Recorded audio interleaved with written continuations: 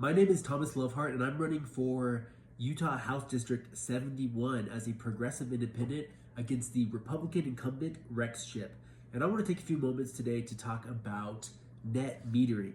For those of you who don't know what net metering is a simple market-based arrangement where homeowners with solar panels are credited for the excess electricity that they send back to the grid. You can think of it as a bank account for energy.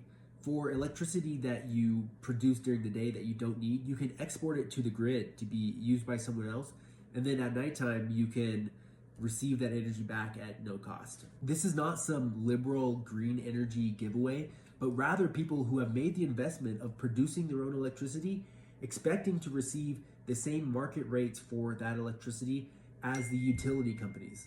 From a conservative standpoint, net metering is just a matter of individual liberty and property rights. True conservatism favors the little guy over state-protected monopolies. By producing your own power, you are practicing self-sufficiency and decentralization, reducing your dependence on massive, vulnerable energy infrastructure and the whims of profiteering energy executives in New York somewhere.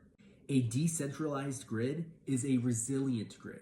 It's harder to sabotage and less prone to the systemic failures that plague these giant bureaucratic utility companies. So paying a citizen generator for the power that they produce is not a subsidy. It is a fair market transaction for a valuable commodity that is produced on private property.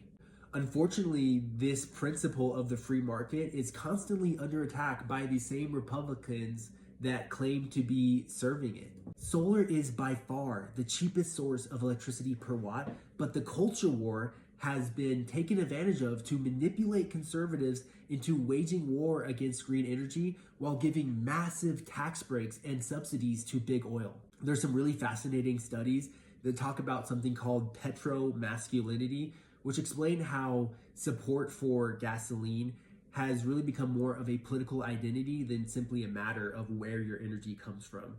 And we all know that identity politics are bullshit, that the elites use to divide us while they take away more and more of our freedoms. Across the country, including right here in Utah, powerful energy monopolies have lobbied state legislatures to gut net metering laws. These corporations view self-sufficiency as a threat to their bottom line.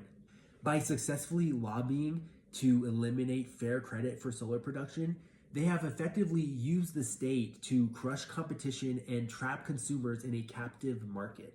This is crony capitalism. This is the oligarchy, where the state effectively picks the winners, in this case, massive utility companies, and the losers being individual homeowners. When a percentage of the population is self-sufficient in their energy needs and producing low-cost free energy and exporting that to the grid, that causes utility rates for all of us to come down. That's something that, whether or not you want to put solar panels on your roof, that you should be supporting.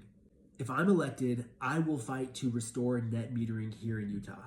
I will stand against the corporate lobbying of Rocky Mountain Power to tax sunshine and penalize self-reliance. My platform is simple and one that even as a Republican, you should be able to get behind.